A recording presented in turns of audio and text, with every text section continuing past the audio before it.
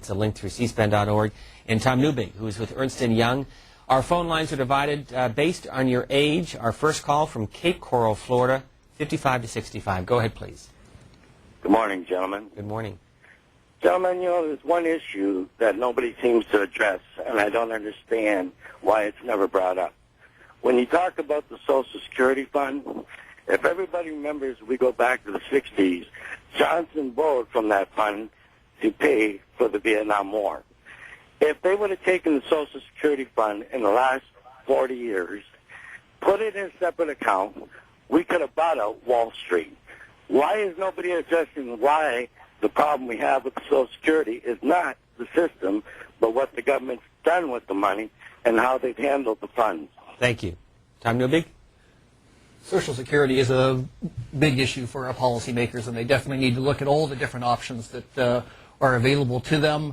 I think Social Security is really one of the three tiers of retirement income that people have to be focused on, and our study is looking at the third tier in terms of people's own financial savings and how they manage those savings in terms of retirement, because when you retire at age 62, 65, 68, you're going to have your financial assets, and how do you make sure that it is going to last for your entire life? We are all concerned about Social Security. Obviously we would all feel better if Social Security was funded a little better. But the surprising thing in our study is that when you look at the three legs of retirement security, employer pension plans, retirement savings, and Social Security, as wobbly as Social Security is, our study suggests that that may be the strongest of the three legs. Over this next call, we want to show you some of the figures from this new study on retirement and looking at those with pension, the probability of whether you're married or single male or single female of outliving the pension retirement plan that you may have, as we listen to this caller from Clarksville, Tennessee. Good morning to you. Good morning, gentlemen. How old are you? I'm actually 49 years old, blue-collar worker all my life. Father was blue-collar. Father died basically a pauper. Tried to spend up his money like Mr. Reali tried to explain there, the two brothers story. What a great story to get people's eyes open. What I'm getting at is, as a blue-collar worker, I know she mentioned the fact that some of these people are at $75,000 a year. You're talking to exactly what I made last year, and I got laid off 2 days ago in the auto industry. Okay?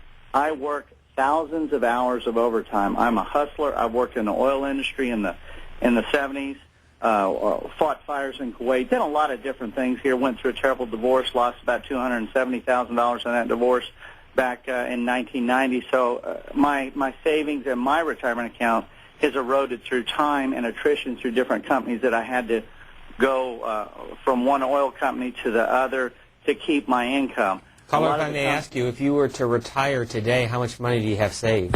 I've got about $50,000. About $50,000 in a 401k, and like I was getting at, is a lot of different companies have like 5-year windows to get vested in these retirement plans.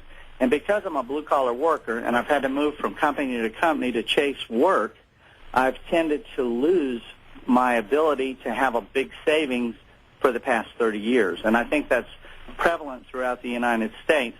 And I think your average income probably in the American public right now is probably in the $40,000 range. Most people don't work thousands of hours of overtime to try and make it the American way. I mean, pay my taxes, so forth and so on. I'm a little disgusted at where things are going. And where would you recommend?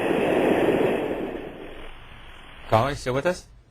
Yes, sir. Where would you recommend what? We didn't hear the last part. Where would these gentlemen recommend I take my 401k, my $50,000 that's invested in a stable asset fund, not gaining anything right now because I had the foresight to see what was coming down the pike, to get to where I'm 60 and I can have a little something, and I do know how to just downsize my lifestyle. I mean, okay. I do that, and I'll get off the phone. Thank you. Appreciate the call from Tennessee. We'd like to take that. Well, unfortunately, I'm probably not the right person to give investment advice. And I think, you need to get a trusted advisor and listen to him, and maybe even listen to a couple of other people. I'm not qualified to give investment advice, so I'll pass on this question. But I think at 49, and the caller seems to be very entrepreneurial. I think clearly when you are back in the workforce, continuing to save as you have done, and you want a well-diversified portfolio. Given the long length of time that people are in retirement, they want to have a well-balanced portfolio. And I realize it depends on your own personal income, but on average, if you're, say, 40 years old, how much should you have saved for retirement? And then when you reach 50, and then when you reach 60, can you approximate? Actually, I don't have those figures, Steve, but I know in this study, let's take the 75,000 income of families with a worker who's 55 to 64. We were finding in our study that, based upon the government statistics, that at age 65 they had a little over 300,000 of financial assets. And that's what we used in this study, and that's where we're finding that if they only have those financial assets plus Social Security, they probably have a fairly high risk of outliving those assets if they attempt to maintain their current standard of living. And when you say assets, is that just money, or is that what they may have gained in the value of their home, insurance? Is it a combination of factors? These are our financial assets, and this is from the Federal Reserve Board's survey of consumer finances that look at households' total financial assets. It does not include the value of the home, and clearly that is something that people can fall back on. If they want to scale back in terms of their housing, they would have some additional home equity. But our study is looking at using the financial assets, because in order to maintain your current standard of living, you're living in a home and are going to continue to live in that home. Our next call is from Bolivar, Ohio, and as we listen to this caller who is over the age of 65, new statistics from this study looking at those near retirees without an employee pension and whether or not they have the probability of outliving what they have saved in 401k or 403b plans. Go ahead, caller. My husband retired from the telephone company, and he's been retired 22 years, and he was fortunate enough we retired with a pension, so we aren't in that classification. But I think the main thing you need to know is to be out of debt when you retire. If you have a ton of debt, still paying for house and cars and so forth, I don't know how you would make it. But we managed to be out of debt when we retired, and we lived comfortably, and we've had a good life for the 22 years he's been retired. Hopefully we'll have a few more years. I think that is great. I think it's great advice to people to get out of debt so they're not paying off interest on loans during their retirement years. As you point out, with a pension, it is much easier to maintain the standard of living, and I think it was great when people had employer pensions. But we have to recognize that for people coming on to retirement today, most employees do not have pensions, and the amount of savings they're going to need in retirement is much greater than most people expected. Phoenix, Arizona, you're next. Caller between the ages of 55 and 65, so approaching retirement. Good morning. Good morning, sir.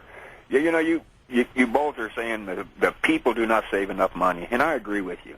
But I think what's hurt retirement more than anything is greedy CEOs who give greedy politicians money to make laws so that CEOs can put money in their pocket and walk away with no problem. They give money to congressmen and senators to make laws that if they get caught raiding the companies, they still get to put money in their pocket and walk away. They don't go to jail. Our Congress, none of our government entities seem to want to go after these people and take that money back and put it back into the company, including their kids' piggy banks.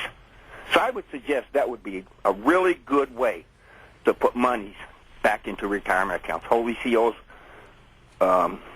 responsible for what they're doing wrong, and they don't need that much money. That's ridiculous. Thanks for the call. We'll go on to St. Petersburg, Florida. Caller under the age of 55. Good morning to you. Good morning, gentlemen. I'm 30 years old, and I want to make a quick comment and then follow it up by a question.